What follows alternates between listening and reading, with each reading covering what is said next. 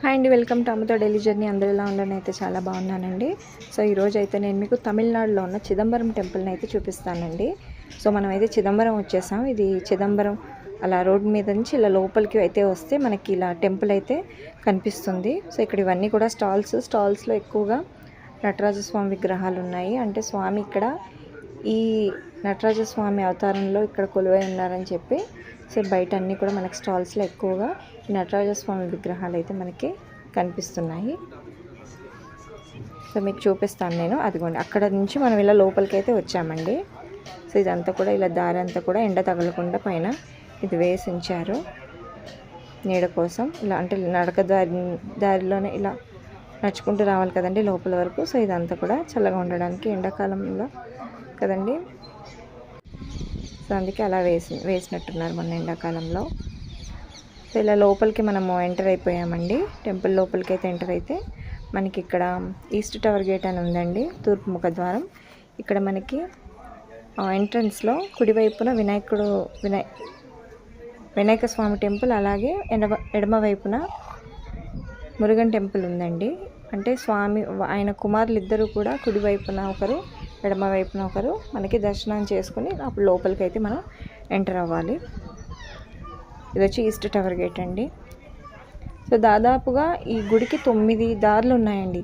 మనిషికి నవరంధ్రాలు ఎలా ఉంటాయో అలాగే ఈ టెంపుల్కి కూడా 9 దారులు అయితే ఉన్నాయని చెప్పి ఉంది. అలాగే వరల్డ్లోనే అతిపెద్ద శివాలయం ఏదంటే ఇదేనంటండి.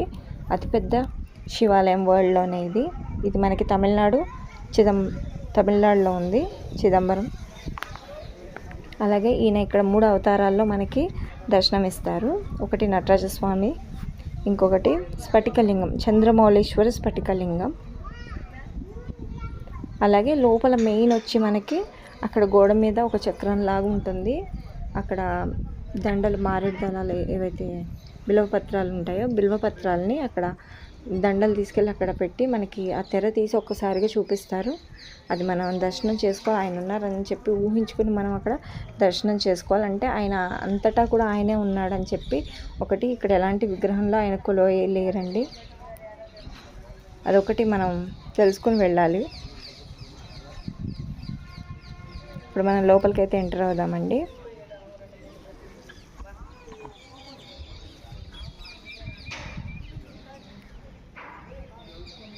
అలాగే శివకేశవులు కూడా ఒకే చోట ఉన్న ఏకైక ఆలయం కూడా ఇదేనండి.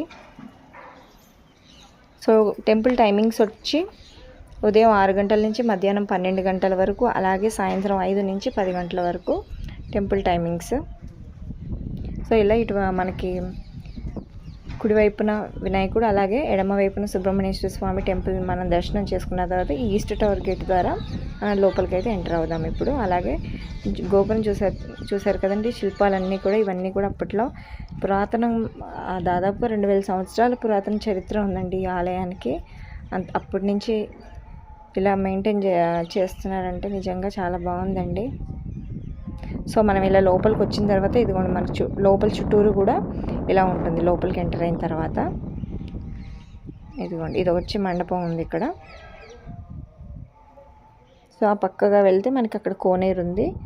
సో అలాగే ఇవన్నీ కూడా దారులు అండి. ఇటువైపుకి అలా వెళ్తే మనకి ఈ చుట్టూరు కూడా 9 దారుల నుంచి రావడానికైతే 9 దారులు ఉన్నాయి. ఇలా చుట్టూరు వెళ్తే ఎక్కడెక్కడి నుంచి ఆ 9 ద్వారాల నుంచి వచ్చిన వాళ్ళందరూ కూడా ఇంక ఇక్కడ ఒక చోట కలుస్తారు. ఇదైతే మండపం అండి. అలాగే చిన్న చిన్న ఉపాలయాలు కూడా ఇందులో ఉన్నాయి.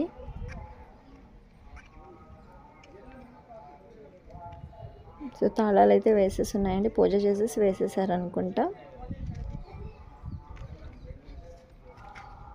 సో మనం గుడి వైపుకి అలాగా అటైతే వెళ్దామండి ఇప్పుడు. గుడి వైపుకి అంటే టెంపుల్ చుట్టూరు కూడా ఇలా ఉంది.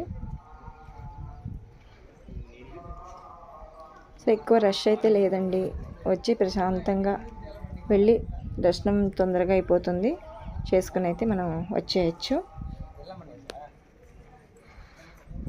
సో మెయిన్ టెంపుల్ దగ్గరికి అయితే మనం ఇప్పుడు వెళ్తున్నాము.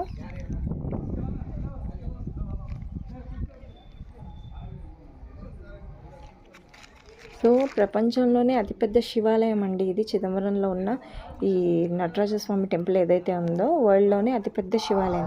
చూస్తున్నారు కదా, లోపలికి మనం గేట్ల నుంచి లోపలికి ఎంటర్ అవుతున్నాం, కానీ కాలినడకని చాలా లోపలికి వెళ్ళాల్సి వస్తుంది మనం. సో అలాగే ఇక్కడ శివపార్వతులు నాట్యం ఎవరు బాగా చేస్తారంటే నేను బాగా చేస్తాను అని చెప్పి వాళ్ళిద్దరు వాదులాడుకొని అలా ఇప్పుడు ఆ పర్ఫార్మెన్స్ చేసిన తర్వాత, సో ఈ భంగిమ ఏదైతే ఉందో శివుడు చేసింది, అది పార్వతీదేవి నేను చేయను అని చెప్పి, నేను చేయలేను ఆ భంగిమ అని చెప్పి అన్న తర్వాత ఆవిడ ఓడిపోయానని చెప్పి ఒప్పుకున్నారు. సో అలాగా ఆ భంగిమలు రెండు కూడా అక్కడ పెట్టారండి, శిల్పాల రూపంలో మనం చూడొచ్చు. అంటే అప్పుడు నాట్యం ఇద్దరిలో ఎవరు విన్ అయ్యారంటే ఆవిడ ఆ భంగిమ నేను పెట్టలేనని చెప్పి ఆవిడ ఓడిపోయానని స్వయంగా ఒప్పుకున్నారు. సో ఇదొక అలా జరిగిన ప్లేస్ అని కూడా ఒక కథ ఉంది, పురాతన కథ. ఇదిగోండి ఇక్కడ ఈ విగ్రహం చూస్తున్నారు కదండి, ఈ అమ్మవారు శివగామి సుందరి అండి. ఈ అమ్మవారి పేరు చూస్తున్నారు కదా, శివగామి సుందరి ఈ అమ్మవారి పేరు. సో ఇలా బయట అయితే ఇలా చెక్కి ఉన్నాయండి ఈవిడ శివగామి సుందరి అమ్మవారు. సో ఇప్పుడు మనం లోపలికి అయితే ఎంటర్ అవుతున్నామండి. ఇక్కడ స్వామివారు నటరాజ రూపంలో ఉన్నారు. అలాగే ఈ పైన కూడా కథలు ఏవేవైతే ప్రాచుర్యంలో కథలు ఎప్పటి నుంచో ఉన్న కథలు అయితే ఉన్నాయో సో ఇవన్నీ కూడా ఇక్కడ పురాతన కథలు ఏవైతే ఉన్నాయో అవన్నీ కూడా ఈ ఆలయం ఇక్కడ నిర్మించబడ్డానికి, ఆయన ఇక్కడ కొలువై ఉండడానికి జరిగిన కథలు ఏవైతే ఉన్నాయో అవన్నీ కూడా ఇక్కడ పైన మనం చూడొచ్చండి. చూస్తున్నారు కదా, సో మనం లోపలికి వెళ్ళే దారి మొత్తం కూడా మనకి కథలన్నీ కూడా పైన ఉంటాయి. ఏమేం జరిగింది అసలు ఆయన ఇక్కడ కొలువై ఉండడానికి జరిగినవి ఏంటి కథలు అని. సో ఇలా ఇవన్నీ కూడా మనం చూసుకుంటూ లోపలికి అయితే వెళ్ళొచ్చు.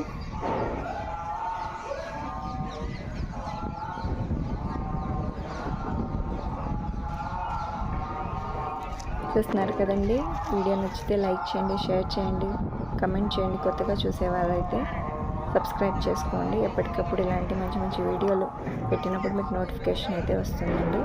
సో ఇలా మనం లోపలికి వెళ్ళి దర్శనం చేసుకుని రావడం అండి. దర్శనం మాత్రం చాలా బాగా జరిగింది. సో ఆయన కరుణకటాక్షాలు అందరికీ ఉండాలని చెప్పి మనస్ఫూర్తిగా కోరుకుంటున్నాను. సో ఇదిగోండి, ఇది మనకి ఎంట్రన్స్ లోపలికి, గర్భగుడిలోకి లోపలికి వెళ్ళడానికి ఇది వచ్చి ఎంట్రన్స్. సో మనకి అక్కడ తెర మాత్రమే అడ్డం వేసి ఉంటుంది, ఆ తెర తీస్తారు. మనం ఆయన ఉన్నాడు అక్కడ అని చెప్పి, ఆయన సర్వాంతర్యామి అక్కడ ఉన్నాడని చెప్పి మనం ఊహించుకోవాలి. సో అక్కడ విగ్రహ రూపంలో అయితే ఆయన లేడు. Thank you for watching.